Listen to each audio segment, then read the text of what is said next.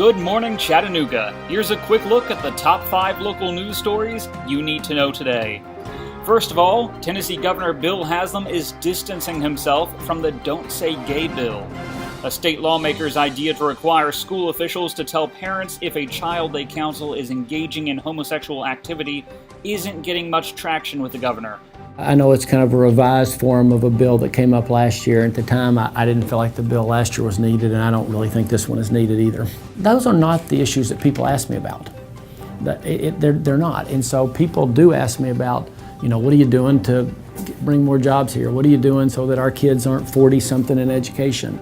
Senator Stacey Campfield defended his bill this week, telling the Knoxville News Sentinel, quote, "It's ridiculous to say we should shield parents from that information about homosexual activity, noting it can be dangerous because of AIDS and sexually transmitted disease."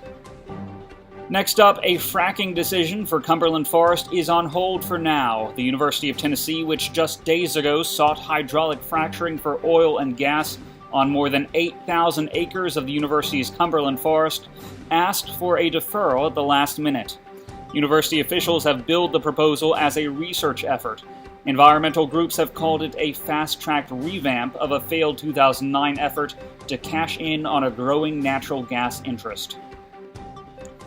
Amazon.com is reminding Tennesseans that they may owe taxes. Many customers say they've mistaken the company's tax email, which includes a link to a website where taxes can be paid, as a scam. But it's not a scam. Online shoppers across the state are receiving the email notice this week, part of a law Governor Haslam signed early last year, in which the state agreed Amazon doesn't have to collect state sales tax until 2014. Bill Fox, director of the UT's Center for Business and Economic Research, says shoppers are legally required to pay it, but the reality is that most consumers don't. In the meantime, many shoppers are balking at the idea of filing a return to pay Tennessee's 7% sales tax on their Amazon purchases. It's estimated the state could get around $30 million if everyone who received a notice paid the tax. Recruiters are making their final tugs at Ridgeland High School All-America safety Von Bell. Although UT football coaches have already used up their allotted 6 visits with Bell, the new staff continued to find a way to impress others in the decision-making process. New Volunteers head coach Butch Jones visited with Ridgeland's football coach for several hours Thursday evening. With National Signing Day next Wednesday, the rush of coaches trying to sway Bell reached its peak.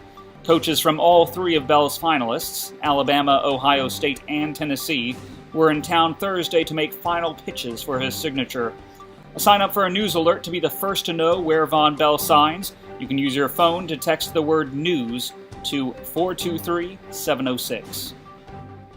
And finally, 2-time Olympic relay gold medalist Dee Trotter spoke to students at Central High School on Thursday.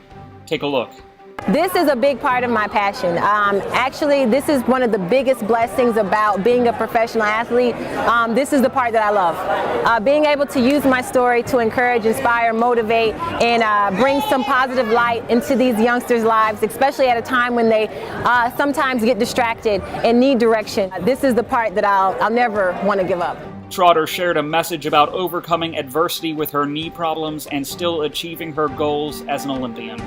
I'm Harrison Keeley. For more on these stories and updates throughout the day, follow us on Facebook and visit timesfreepress.com.